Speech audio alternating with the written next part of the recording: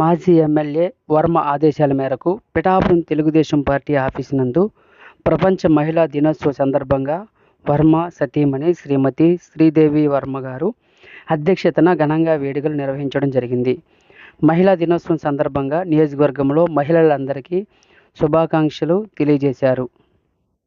మాట్లాడుతూ కుటుంబం నడపడం నుండి దేశ నిర్మాణంలో తోడ్పడుతూ సహా మహిళలు ముందున్నారని, చట్టసభల్లో మహిళా రిజర్వేషన్ కల్పించింది మొట్టమొదటిసారిగా ఎన్టీ రామారావు గారని, మరియు ఆస్తి హక్కులో సమాన వాటా కల్పించింది కూడా అన్న ఎన్టీ రామారావు గారని ఈ సందర్భంగా తెలియజేశారు.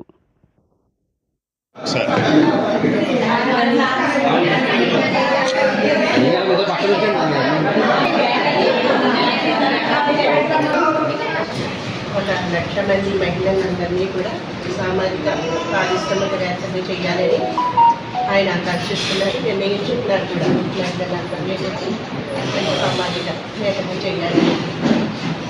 అలాగే మన రాష్ట్ర సంఘాన్ని ప్రవేశపెట్టింది కూడా చంద్రబాబు నాయుడు గారు.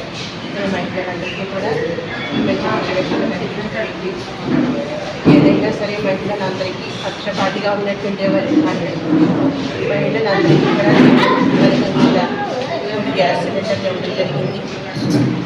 అలాగే మన వరమన్న గారు కూడా మీ కుటుంబంలో గత 25 సంవత్సరాల నుంచి మీ 5 సంవత్సరాల నుంచి అనుబంధాన్ని ఏర్పరచుకున్నారు.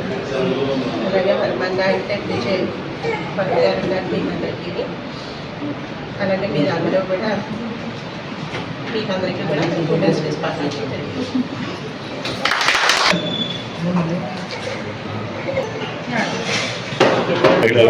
మహిళా దినోత్సవం